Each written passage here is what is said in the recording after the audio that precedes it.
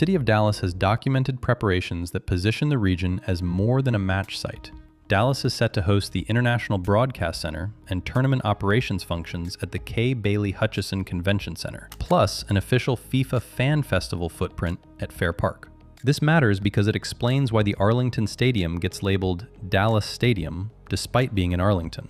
The World Cup's operational identity in North Texas is larger than a single municipality. You have matches in Arlington, broadcast operations and major activations in Dallas, and regional transportation and security planning tying it together. The same city memo outlines the planning framework that tends to decide whether host cities shine or stumble: public safety coordination, transportation and mobility planning, fan engagement programming, and sustainability and legacy initiatives. Every host city says the right things about welcoming the world.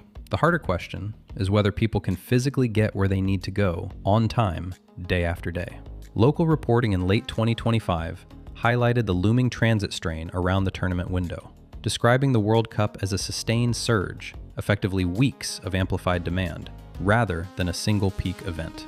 Security is the other unavoidable pressure point. North Texas officials and media have discussed federal grant programs, interagency coordination, and the scale of planning required when you're hosting matches, plus major fan sites and international media operations.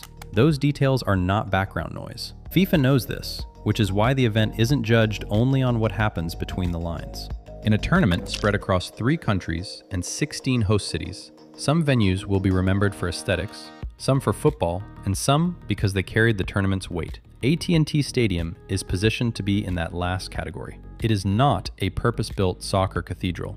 It is something more modern, a mega venue engineered to transform, optimized for broadcast, and capable of swallowing the logistics of a global event without needing a new building project to make it work.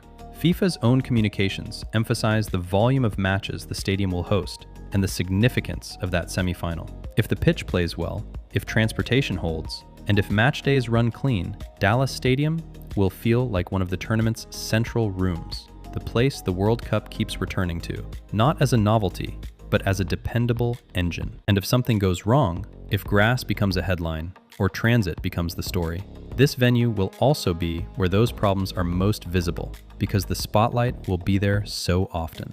That is the trade. Hosting 9 matches means you don't just get a World Cup moment, you get a World Cup residency. North Texas is betting that AT&T Stadium was built for exactly that.